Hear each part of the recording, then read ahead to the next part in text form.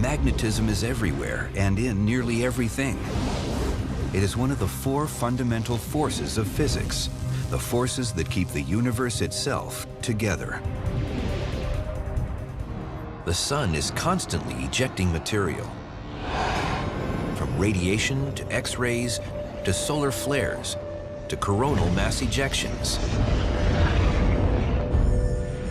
The reason these ejections don't routinely hit us is that Earth is protected. It's called the magnetosphere, a gigantic magnetic field generated by the planet's churning core. It extends out 43,000 miles. Earth's magnetosphere repels the magnetized plasma from the sun. Only a tiny piece of the magnetic storm gets caught in the small opening at the planet's poles, where we see it as the northern lights. But where does the planet's powerful magnetic force come from? The magnetic field is actually generated by forces deep within the planet. Earth's magnetic field is not a stable, static thing. It's changed quite a lot over time.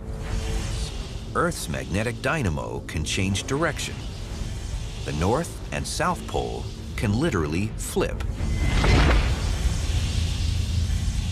Exactly what causes the poles to reverse is not completely understood. All we know is that it happens.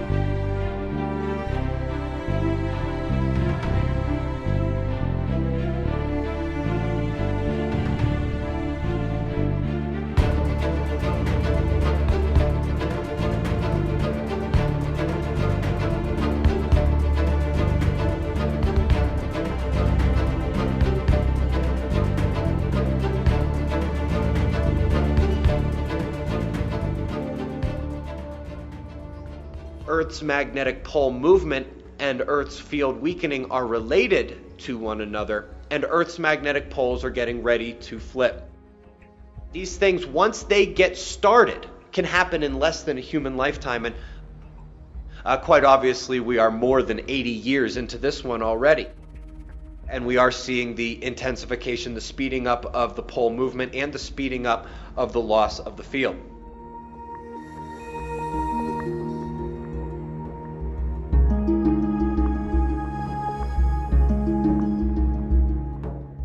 Our sun's magnetic protective bubble is dropping in strength, and that is expected to continue as well.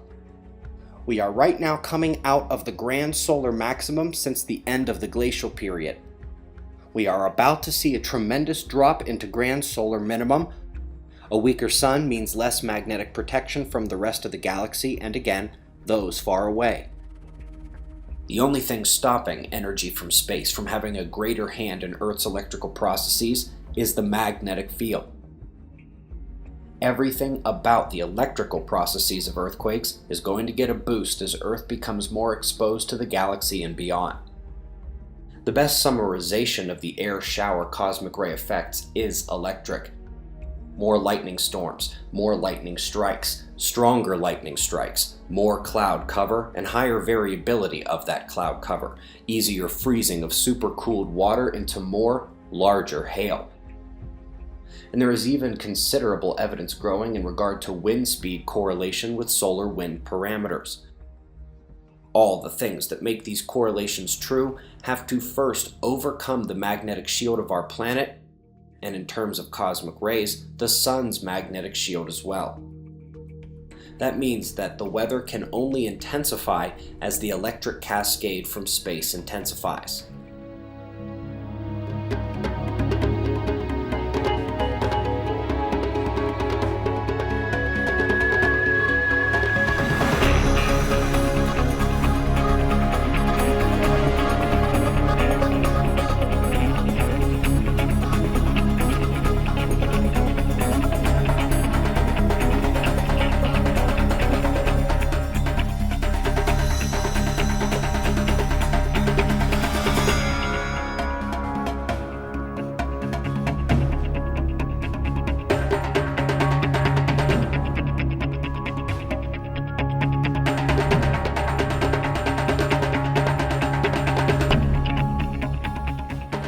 A recent paper in Geosphere explores the effects that a strong volcanic eruption would have on a modern globalized society.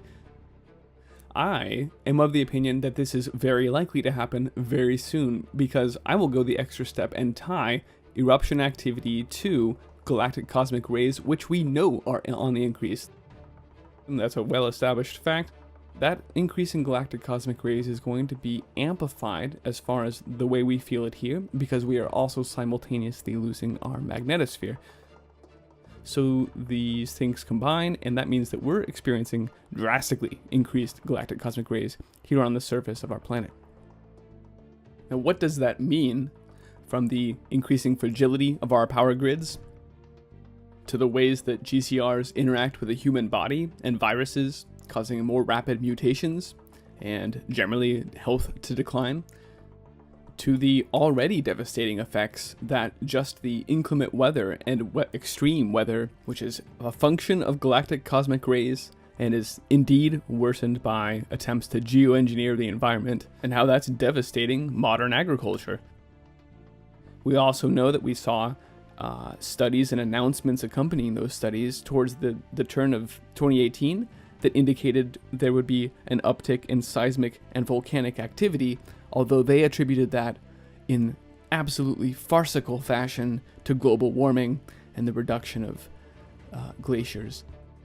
So they're lying to your face about the reason, the mechanism here, but we are seeing that the media has leaked the fundamental important parts here, that there's an increased amount of volcanism and that the world is not prepared. There'll be crop losses and famine. Why would they choose to hide the crop losses but feature the volcanic? They expect a major volcanic eruption, and they expect then to be able to blame the cooling that we're already witnessing on that eruption. They expect then to be able to blame the crop losses on that cooling in the volcano, and they have already laid the framework by which they will blame this eruption on us, on anthropogenic causes. Now that we've got these particulates in the atmosphere, we have to continue geoengineering, or we'll have catastrophe, just be ridiculous global warming because the volcano did some cooling for us and now we have to keep this up. So they've written into the script both a major volcanic eruption and then the requisite continuing aerosol spraying through geoengineering. So this is a public unveiling of geoengineering as well. I also hope that you are preparing for all of these things, because the state is lying to you and it does not have solutions for you.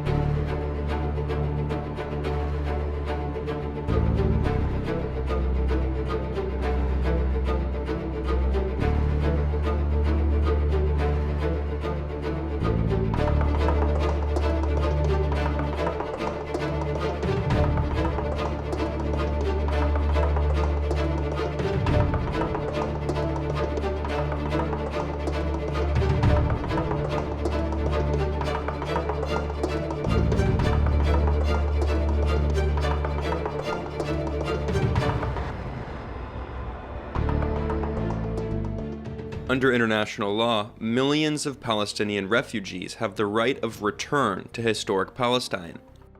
The Great Return March on the Gaza border was organized expressly to highlight this fact.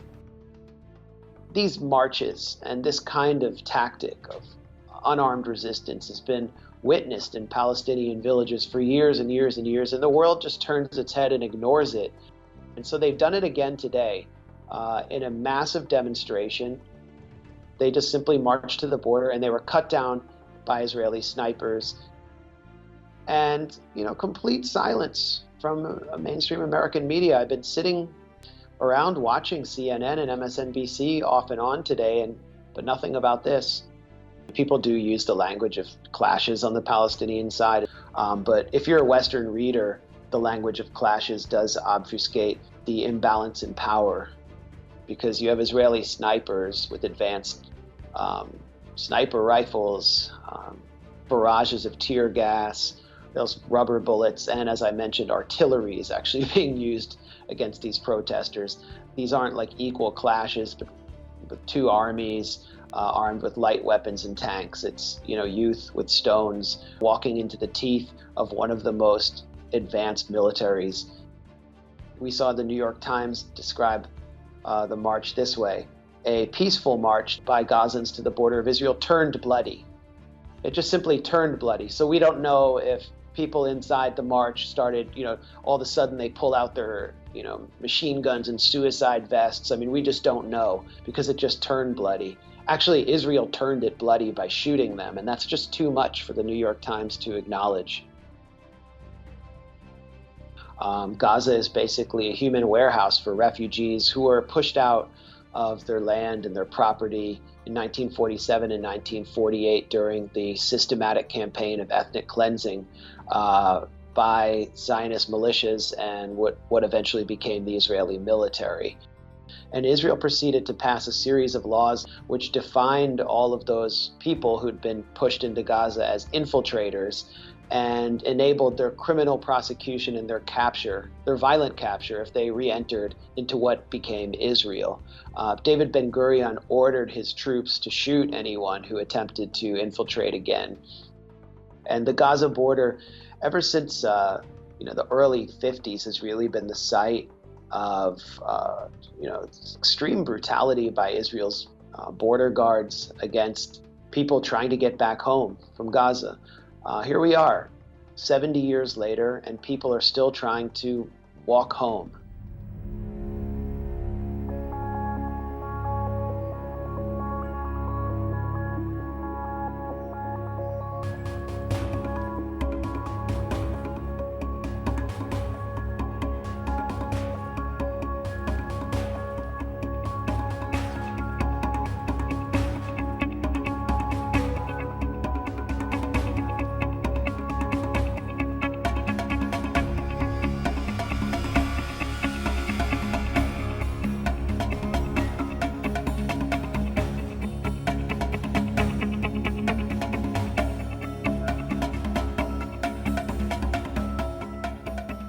When there is dissent expressed in the United States against policies of the Israeli government, people here are called anti-Semitic. What is your response to that? It's a trick. We always use it. When from Europe somebody is criticizing Israel, then we bring up the Holocaust. When in this country people are criticizing Israel, then there are anti-Semitic. And the ties between Israel and the American Jewish establishment are very strong. They have power, money, and media and other things, and they are not ready to hear criticism. And it's very easy to blame people who criticize certain acts of the Israeli government as anti-Semitics, and to bring up the Holocaust and the suffering of the Jewish people, and that justify everything we do to the Palestinians.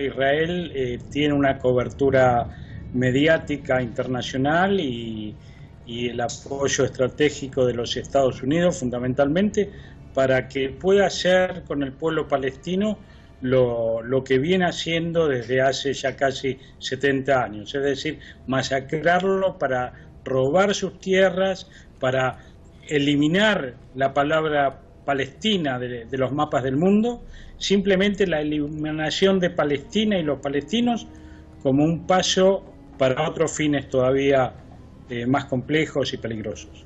La comunidad internacional no puede hacer nada si no lo hace Estados Unidos y ahora mucho menos con Trump como presidente. No hay que olvidar que Israel tiene armas nucleares, es un país sumamente peligroso y creo que si seguimos con la ultraderecha, con el sionismo gobernando Israel, vivimos permanentemente al borde de una guerra de dimensiones desconocidas.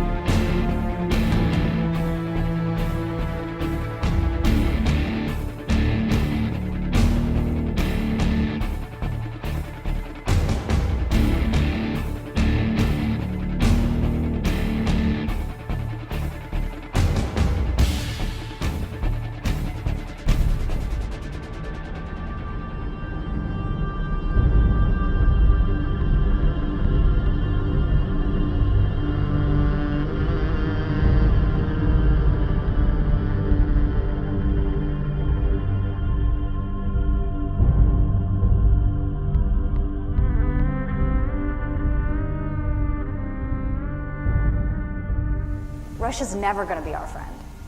But having said that, that doesn't mean we don't want to work with them. But we work with them when we need to, and we slap them when we need to. That's just the way it needs to be.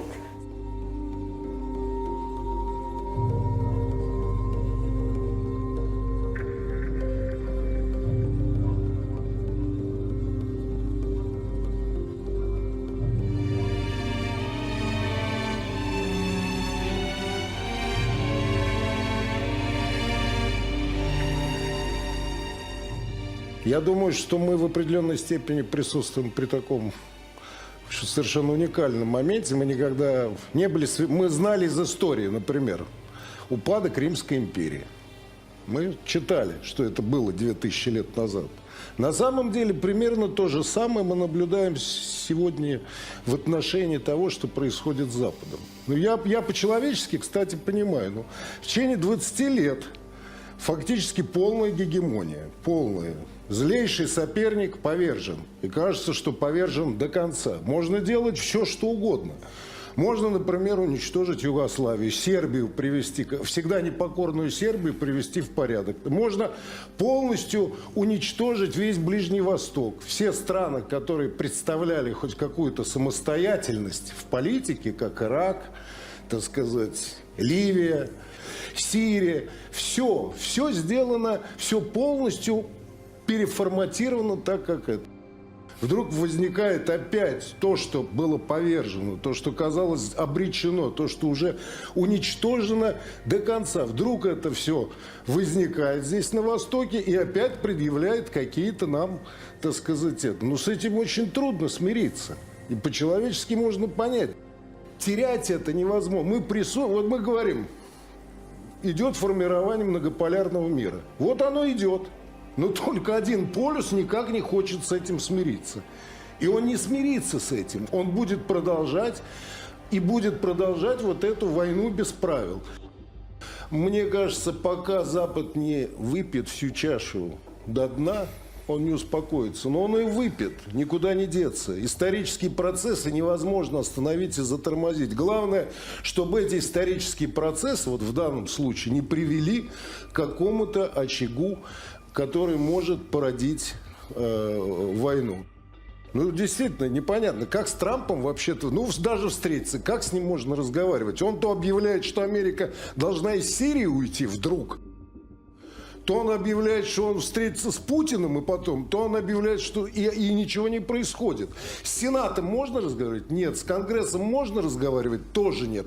Но получается все-таки, что именно все более я убеждаюсь вот в этом мнении, которое сами американские политологи, что вообще сегодняшние Соединенными Штатами управляет финансовая олигархия. Вот те самые люди, которые контролируют Федеральную резервную систему. А с ними действительно невозможно разговаривать. Они находятся где-то вне политической жизни.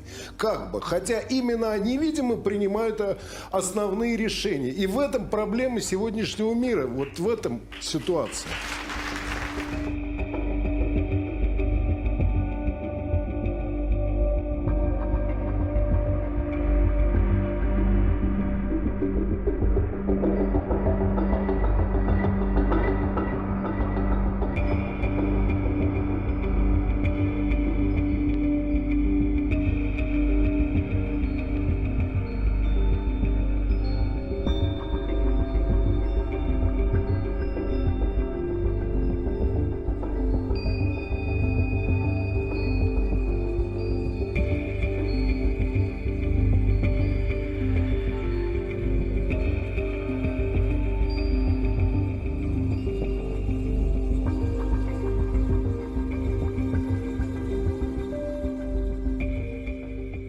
What is Washington trying to do? Trying to make an enemy out of a country that can destroy the United States? I don't see how it could be, because the United States and NATO are no match whatsoever for Russia and China. I think maybe what Washington is trying to do is to convince those Russians in the government in Russia and among the financial, economic elite that if they don't somehow get rid of Putin, they're going to have all their relationships cut off with the West. The West is no longer going to be the dominant force in the world. It's not going to have the ruling ideas. And I think Russia will end up leading with China.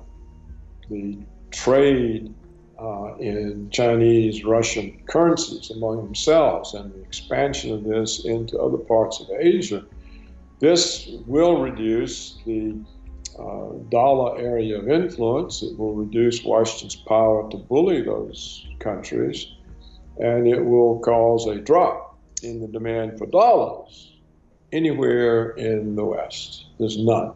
There's not a leader in sight. There's a complete lack of any leadership, so you can't expect to see any judgment. And what we're seeing is clearly the absence of judgment.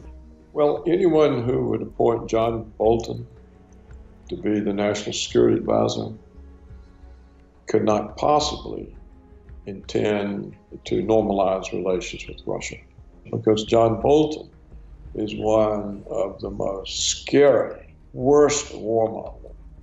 And then his other nomination, Pompeo, to be Secretary of State. This is a warmonger.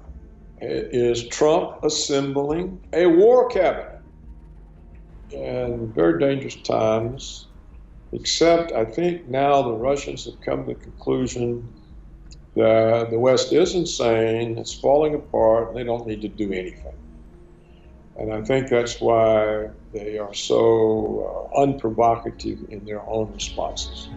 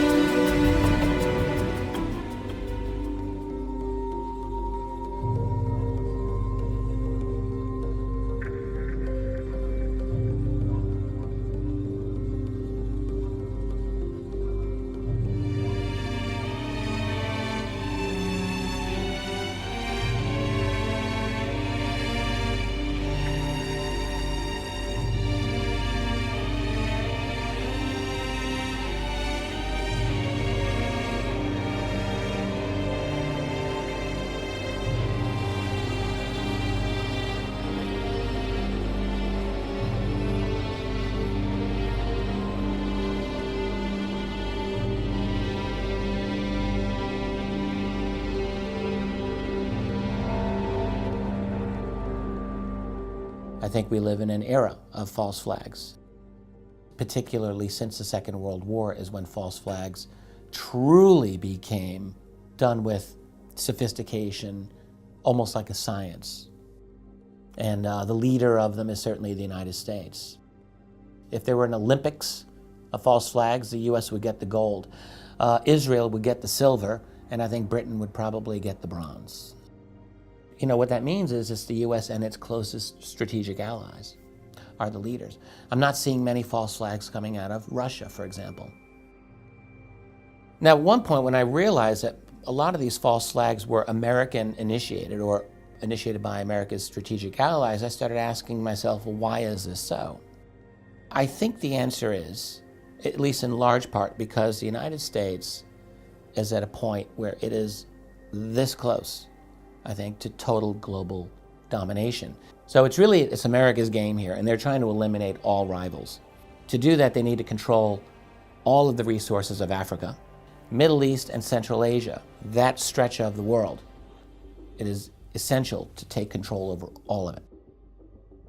If you're going to have wars that could not otherwise be justified, you need to have at least access to false flags.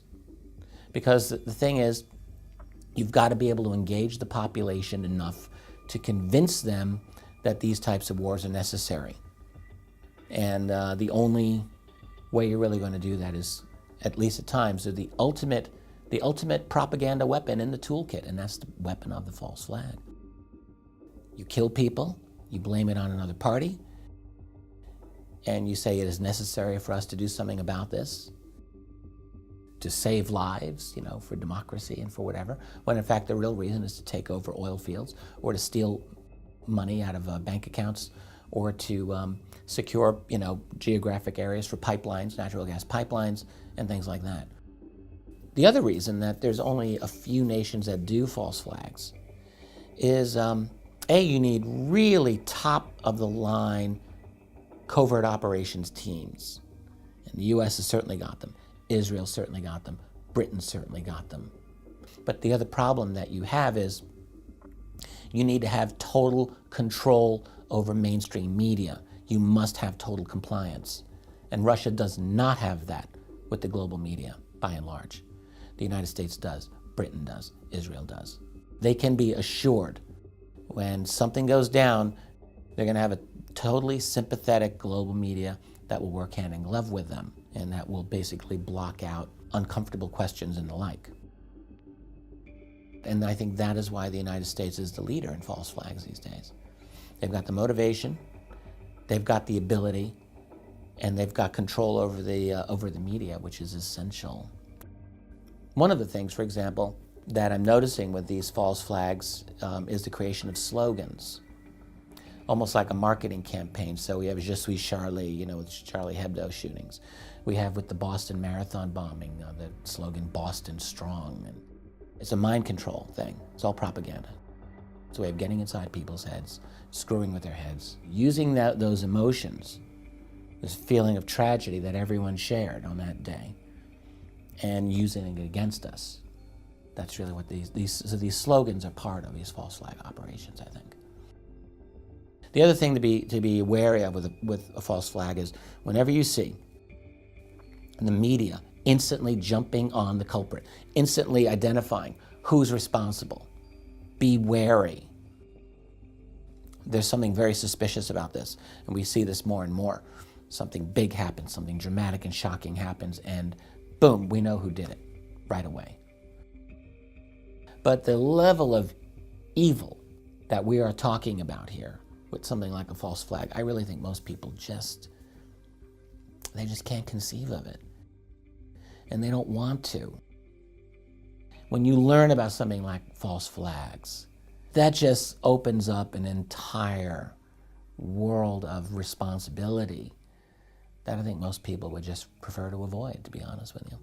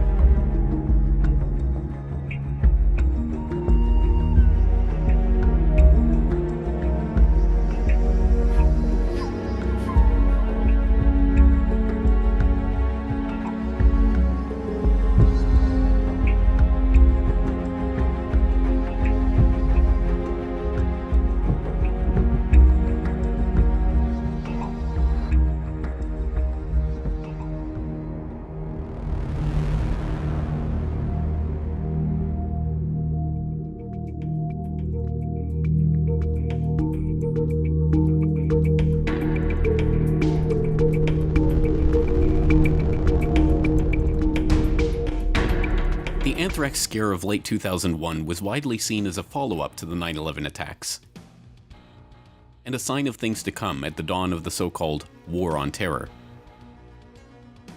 Beginning in late September and continuing for several weeks, multiple anthrax-laced letters were mailed to various media offices and the offices of 2 US senators, killing 5 and injuring 17. It did not take long, however, for the neocons in the Bush administration to start insinuating that the anthrax scare was tied to their 2 favorite boogeymen, Saddam Hussein and Osama bin Laden.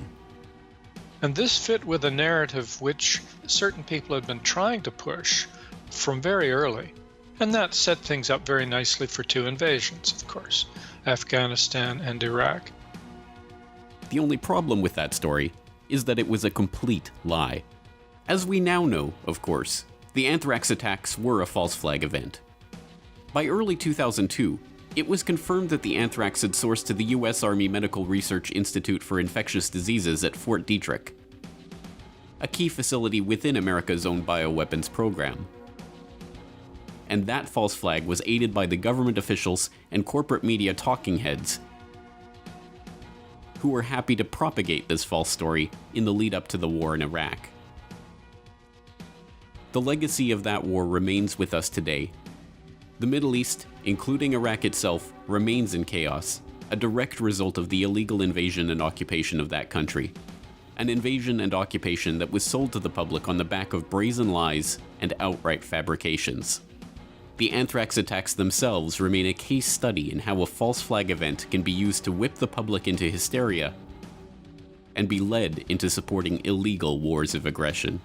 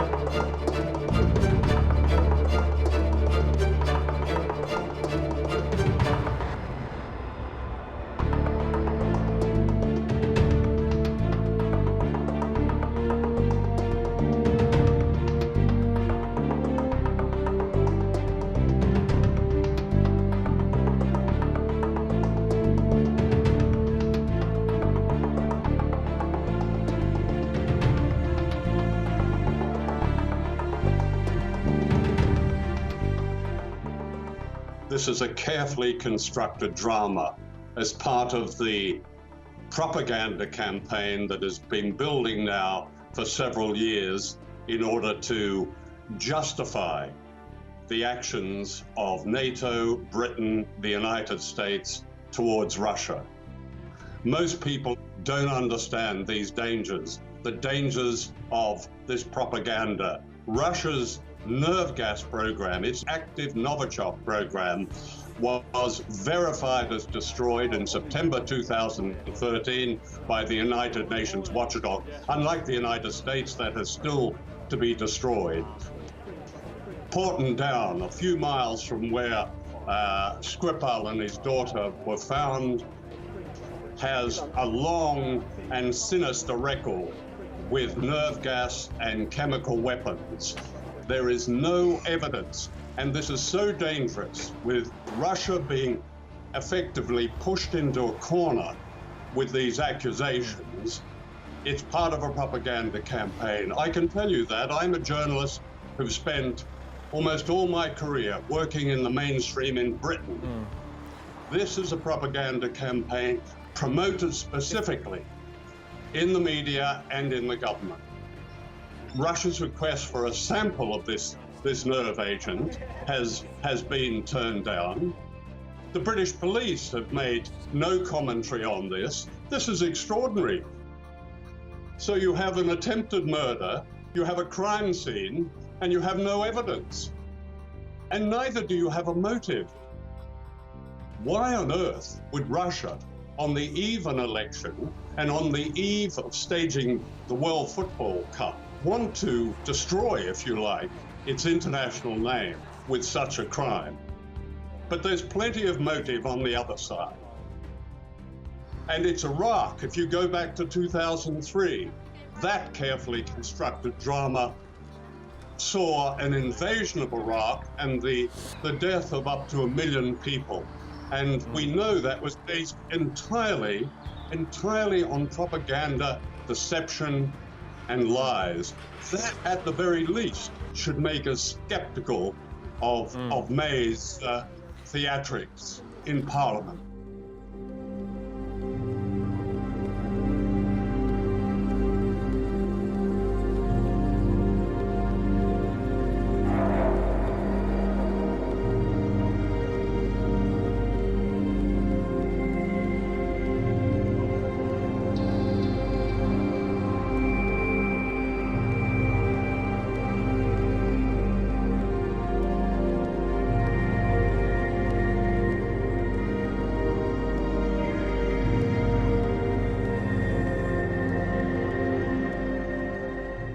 Der Fall der Vergiftung des russischen Doppelagenten Skripal in der britischen Stadt Salisbury.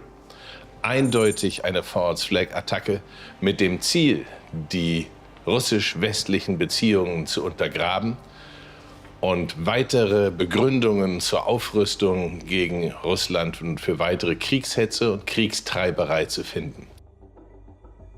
Und es kann so sein, dass der ja schlampig geplante und schlampig durchgeführte Angriff auf den russischen Doppelagenten überhaupt nur ein Test war, inwiefern die dumm gehaltenen, desinformierten NATO-Bevölkerungen tatsächlich hinters Licht zu führen sind. Aber jetzt wird es ungleich ernster. Es ist dem russischen Generalstab nahegebracht worden, dass die US-Truppen in Atanf im Südwesten Syriens dabei sind, syrische Milizen zu trainieren und auszurüsten mit Giftgaswaffen, um eine False-Flag-Operation mit Giftgas durchzuziehen. Wir erinnern uns sehr unangenehm an die ausführlichen, wiederholten Warnungen des französischen Präsidenten, der britischen Regierung, dass im Fall eines Giftgasangriffs der Assad-Seite das NATO-Bündnis einschreiten könnte, auf jeden Fall aber Frankreich und Großbritannien loslegen würden, militärisch. Jetzt haben die Russen tatsächlich erstmals ganz klar gesagt, sollten die USA angreifen, insbesondere natürlich Damaskus mit der Luftwaffe, dann würde Russland zurückschlagen. Dass sie bisher ihre S-400-Systeme nicht gegen die angreifenden israelischen Bomber oder auch gegen US-Flugzeuge eingesetzt haben, das ist eindeutig der Großzügigkeit der russischen Führung zu verdanken, die ja immer wieder von uns beschuldigt wird, den Krieg anzuheizen und die Lage zu verschlechtern. Es ist also ganz eindeutig, dass wir knapp vor einem Krieg zwischen Russland und USA im Nahen Osten stehen. Dass der dann auf Europa übergreifen muss, ist keine Frage. Vielleicht geht das Ganze viel schneller. Vielleicht startet man einfach schon mal den Angriff aus Syrien und lässt die Sache sich allmählich hochschaukeln, eskalieren. Und deswegen wird propagandistisch jetzt alles da reingelegt, dass die westliche Seite hier in ihrer miesen, kriegstreiberischen Propaganda gegen Russland die Oberhand behält und dass tatsächlich möglicherweise am Boden die Fakten geschaffen werden.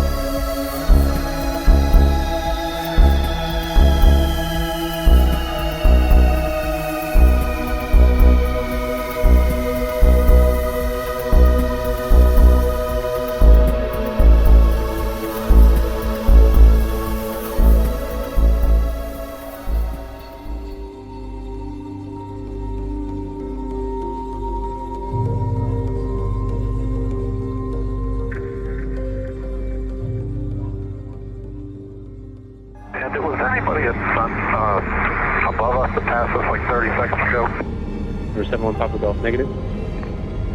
Okay. A UFO. Yeah. At 1095, let me know if you see anything pass over you here in the next 15 miles. I don't know what it was. It wasn't an airplane, but it passed us going the opposite direction. Hey, it's American 1095. Yeah, something just passed over us. Like a, don't know what it was, but it's at least 2,000-3,000 feet above us. Yeah, it passed right over the top of us. Was it a Google balloon? UFO.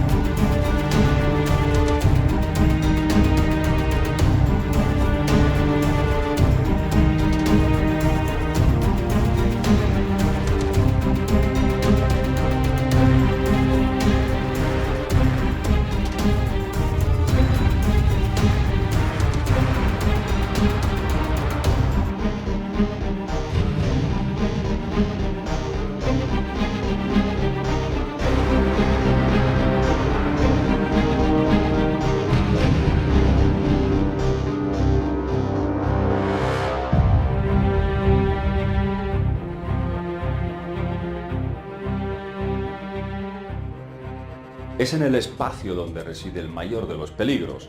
Hablamos de plataformas de satélites militares con capacidad para disparar hacia blancos terrestres, el llamado ataque orbital. Y esto lo tienen las principales naciones del mundo. Parecería que de cara a la galería pretenden hacernos creer que están en guerra entre sí, pero colaboran juntos en estos proyectos espaciales, siguiendo un objetivo común, un objetivo de defensa del planeta Tierra. Pero claro, la pregunta es, ¿pero defenderse de qué o de quién? Nosotros pensamos que algo se aproxima de fuera. Inteligencias extraterrestres están intentando intervenir en nuestro planeta. Miles de años llevan aquí varias razas alienígenas hostiles, que mantienen a la humanidad como una granja de su propiedad. y han dispuesto una serie de sistemas de defensa. Efectivamente, han custodiado fuertemente el planeta, por tierra, mar, aire y también desde el espacio. Ya os contamos que muchos objetos que están penetrando en nuestra atmósfera son catalogados como meteoritos, pero tenemos motivos para sospechar que podrían ser sondas o cápsulas no tripuladas de origen alienígena, es decir, teledirigidas. Hay razas ahí arriba, amigos, que desean ayudar, desarmar a esta élite que colabora con razas hostiles. Por ese motivo, cualquier cápsula extraterrestre que pueda penetrar en la Tierra se intentará destruir. La forma más limpia de hacerlo es con energía plasmática. ¿Y qué es lo que está sucediendo últimamente por todo el mundo? Pues eso, haces de luz han sido vistos por todo el globo. Extraños meteoritos que cruzan la atmósfera acompañados por brillantes rayos de plasma. Está a punto de desatarse una guerra entre la élite oscura y razas benévolas, que vienen a ayudarnos. Oficialmente, el 16 de enero pasado, un meteorito ilumina varias ciudades de Michigan. Los medios de difusión se esforzaron en ocultar lo que vieron los testigos y se dieron avistamientos en la misma hora en Michigan y en New Haven. Un rayo rojizo atravesó el cielo, un rayo que caía en ángulo perfecto de 90 grados y permaneció segundos así. Esto no es un meteorito. Aquí ha habido un ataque orbital, quizás desde un satélite militar alguien ha lanzado una ofensiva ante la supuesta entrada de un objeto exterior. Esta explosión que vemos fue grabada desde distintos puntos, la mayoría desde Michigan. Observad el tremendo estallido, pero fijaos en esta filmación. El objeto se detiene y vuelve a subir. Ya me diréis si esto es un meteorito. En el Kremlin circula un informe de las Fuerzas de Defensa Aeroespacial que insinúa que un cometa llamado 41P Tartel-Giacobini-Kresk misteriosamente, decía, ha disminuido su velocidad hasta casi detenerse y ha comenzado a disparar rayos de energía contra la Tierra. Se habla de misteriosos objetos catalogados como cometas que disparan también contra Marte. El cometa Siding Spring C 2013-A1 había lanzado un rayo de plasma en dirección al planeta Marte y, como siempre, silenciado por los grandes medios. Sin ir más lejos, el pasado 27 de febrero, un equipo de televisión de la Fox 6 grabaron en Milwaukee, Estados Unidos, estas imágenes. Un grupo de luces nocturnas evolucionando sobre la ciudad. La cuestión aquí es que todo indica que dos facciones alienígenas están en pugna. Unas para reforzar este planeta cárcel y otras para liberar a la humanidad. Se avecina una guerra, sí. Pero la clave, probablemente, como ya sabéis, aquí pensamos, está en nosotros, en los humanos. En nosotros reside la llave del despertar, que es, precisamente, lo que nos motivará a que las fuerzas luminosas actúen, al final, a nuestro favor.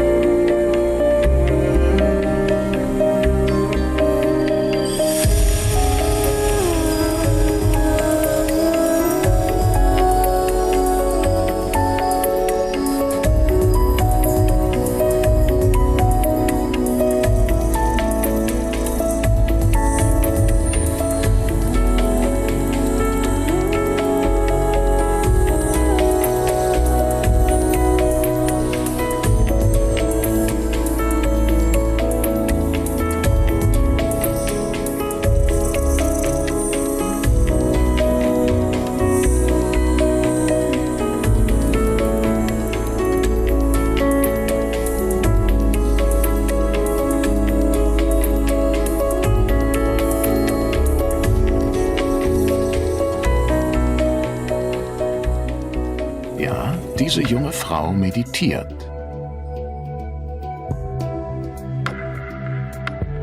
Wie sie schließen immer mehr Menschen auf der ganzen Welt für ein paar Minuten am Tag die Augen, um den Fluss ihrer Gedanken zu unterbrechen. Noch nie waren fernöstliche Traditionen und westliche Medizin so eng miteinander verflochten.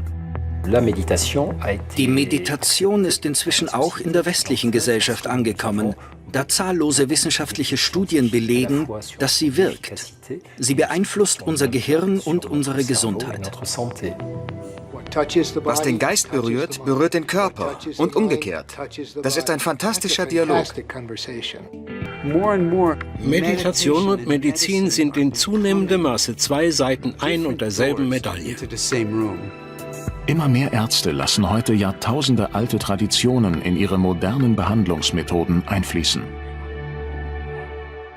Achtsamkeitsmeditation nennt sich ihre moderne Form, die unsere Aufmerksamkeit auf die Vorgänge in unserem Inneren lenken will, auf unsere tiefen Gefühle und körperlichen Empfindungen. Viele wissen gar nicht, ehe sie selbst zu meditieren beginnen, dass die Meditation eine überaus körperliche Erfahrung ist. Sehr viel mehr als ein tiefes Nachdenken oder Betrachten von Gedanken. Wir hören in unsere ganze Person hinein, lauschen, was in unserem Körper geschieht, wie wir atmen, wie unsere Gedanken fließen, wie Geräusche auf uns wirken. Im Grunde sind wir unser eigener stiller Beobachter. Wir wollen nichts bewegen, sondern einfach nur im gegenwärtigen Moment sein. Galt die Meditation lange als reine Entspannungsübung oder als eine Modeerscheinung, so wird ihre antidepressive Wirkung heute von immer mehr Ärzten anerkannt. Die Zahl der dauerhaft veränderten Hirnareale ist so groß, dass eine umfassende Bestandsaufnahme bislang schwierig ist. Also stimmt es gar nicht, dass unsere Meditierende nichts tut, seitdem sie die Augen geschlossen hat. Nein, im Gegenteil. Sie stimuliert etwas, das die Fachleute als Neuroplastizität bezeichnen. Neuroplastizität bezeichnet schlicht die Fähigkeit des Gehirns, sich infolge von Erfahrungen oder Training zu verändern. Und die Meditation erlaubt uns, unser Gehirn stärker selbst zu lenken und die Neuroplastizität gezielt zu nutzen. Die Meditation ist inzwischen wirklich Teil der Medizin. Sie ist keine Alternativmedizin, sondern wird zunehmend Standard.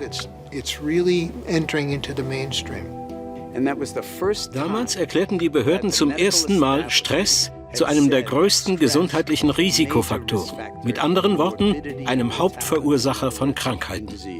Es ist, als verfügten wir über ungeahnte Ressourcen, die sorgsam in den ruhigen, entspannten Regionen unserer Psyche verwahrt sind. Als würde uns die Meditation die Tür zu einer Art inneren Apotheke öffnen. Dass Meditation unser Erbgut und unsere Zellgesundheit positiv beeinflusst, gehört zweifellos zu den spannendsten wissenschaftlichen Erkenntnissen der jüngsten Zeit. Sie könnte langfristig das Interesse an den fernöstlichen Geistesübungen noch verstärken. Auf den ersten Blick fällt es schwer, sich vorzustellen, dass wir mittels Meditation auf die DNA-Stränge einwirken können, die in jeder unserer 100.000 Milliarden Zellen liegen. Fast alle Ergebnisse deuten darauf hin, dass etwas sehr Interessantes vor sich geht, wenn wir vom Tun ins Sein kommen. Und zwar in unserer Biologie, unserer Atmung, unserem Gehirn, unserem Genom und den Telomeren, also an den Enden unserer Chromosomen. Eine Medizin für Körper und Geist, die ich gern als Medizin des Seins bezeichne.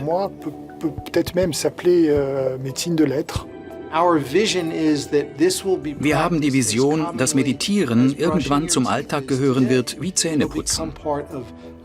Wir gehen achtsam mit unseren Zähnen um, indem wir sie täglich putzen und pflegen. Und genauso achtsam sollten wir mit unserer Seele und unserem Gehirn umgehen. Wir alle können es lernen. Lernen, achtsam zu sein. ein paar Minuten in uns selbst zu versinken. Jeden Tag.